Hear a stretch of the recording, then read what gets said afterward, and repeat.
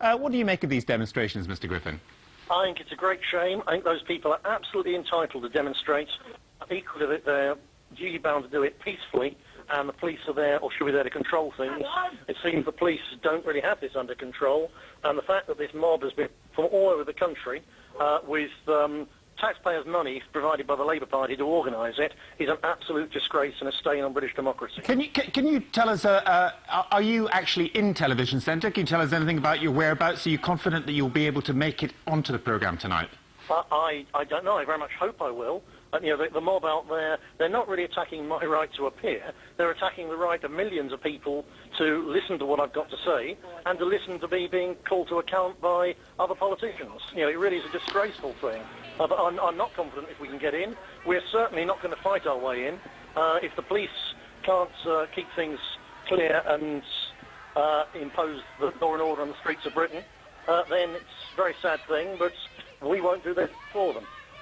So, just to be absolutely clear, you're not yet in Television Centre. You're still hoping to get in.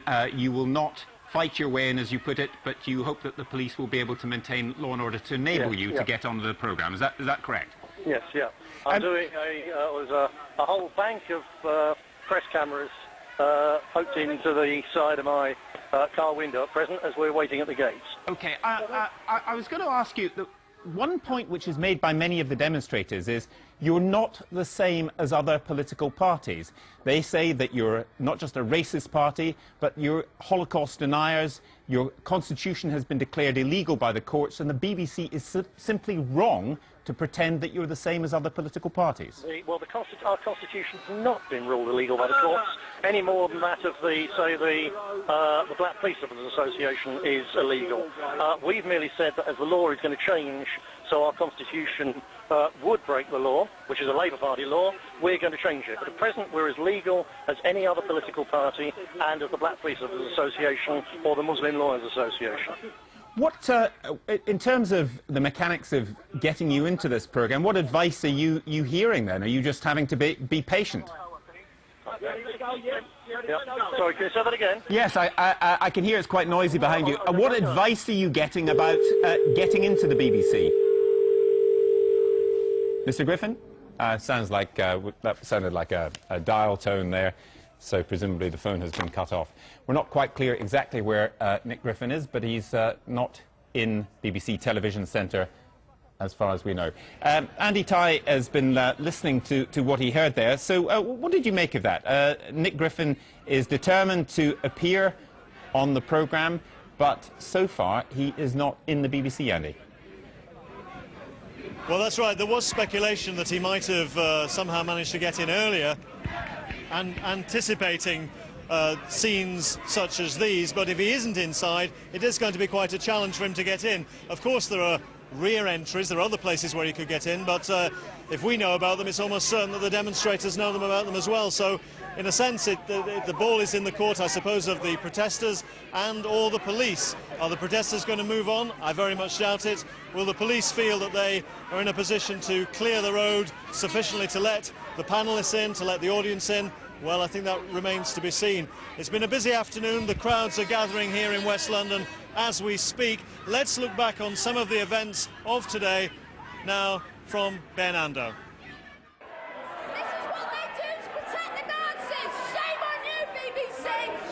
Fury on the floor at BBC Television Centre in London after demonstrators broke in through security gates in an effort to thwart the scheduled appearance on the political panel show Question Time of the leader of the British National Party, Nick Griffin. He's a Nazi party! Smash the BBC!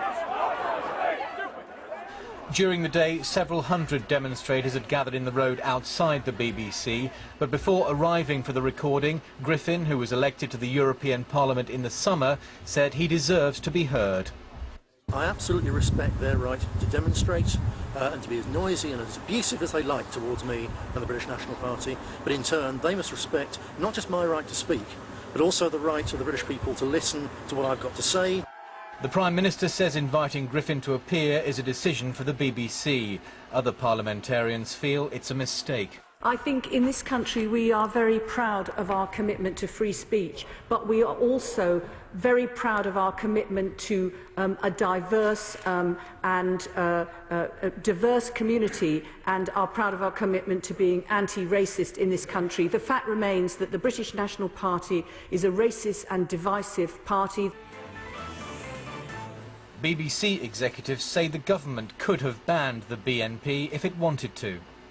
The BBC has to say, to fulfil its obligations independent of any political interest, if there is a certain level of support, it is fair and non-partial for them to be given a voice, to be scrutinised alongside other parties, and the BNP have qualified for that. BBC executives always knew that inviting Nick Griffin onto Question Time would cause controversy and anger, but they say that while he's an elected MEP and the British National Party is not a prescribed or banned organisation, then they had no choice but to invite them to be part of the democratic process. Ben Ando, BBC News, Television Centre in London.